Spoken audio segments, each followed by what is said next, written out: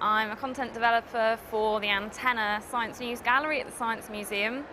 So I work in particular for the bit of the museum that's all about the latest cutting-edge science and technology. And I do lots of research and writing and interviewing people and basically doing everything that's needed to put the whole exhibition together. I didn't enjoy my A-levels. I think that was partly because I thought I might want to do science at university. I took chemistry to support biology, but I wasn't that good at chemistry and I didn't enjoy it. It made it quite difficult and I struggled quite a lot with it. So at university I studied biology, and when I went to university I kind of had it in my head that I was going to be a geneticist. My first maths test at uni, you had to do a maths test to prove that you were kind of up to speed. I got 5 out of 50 the first time I did it, and then they gave me a course of lectures, and then I took it again and I got 9.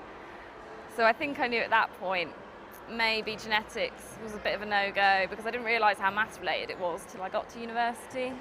So then after that I just did quite a broad degree in biology, so I did lots of different stuff. When I didn't really know what kind of job I wanted to do, and then this is like coming towards the end of my degree where you start getting a bit panicky about actually having to go out into the real world and earn some money, I kind of felt like I wanted to carry on studying for a little bit. Yeah, and I did a bit of research, and then I found there's a master's course at the same university to do with how you communicate science to people, and that sounded like it just sounded like me. It just sounded like the things that I enjoy and the things that suit me. So I did that. I did really enjoy it. It was really hard work. It was much harder than university had been, and it was probably harder than A-levels had been.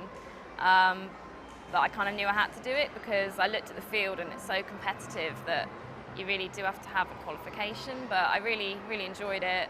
So as the course went on, there's a whole part of it which is really valuable, which actually I think is the most important part of the course in many ways, which was that you could do work experience somewhere. And by that point I'd done a module in museums and I kind of thought I'm really interested in that. It's kind of different. And so I asked my tutor to set me up with a work experience placement here, and I really enjoyed it, and I kind of thought, yeah, I would like to do this. Quite soon afterwards I applied for that job, well, the job I'm doing now, and I didn't get it, and kind of made me realise that maybe needed a bit of proper work experience under my belt. So I just looked around for something that would give me the right kind of experience. So I went and got a job writing medical conferences.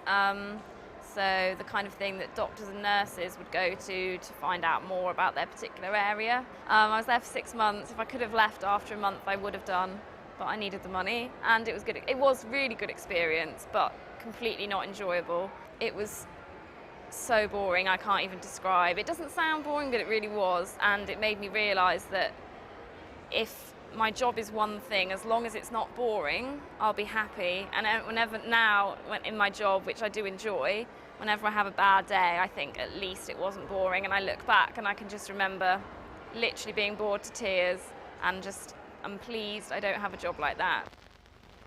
Further down the line, I really enjoy my job at the moment, so I kind of envisage staying here for a little while, and then I quite like the idea of going freelance. I know it's the kind of job where you can do that. I really like the idea that, as I get older, might have a family or whatever, I'll be able to pick and choose when I do work and what I do. So quite like the idea of doing that when I've got enough experience.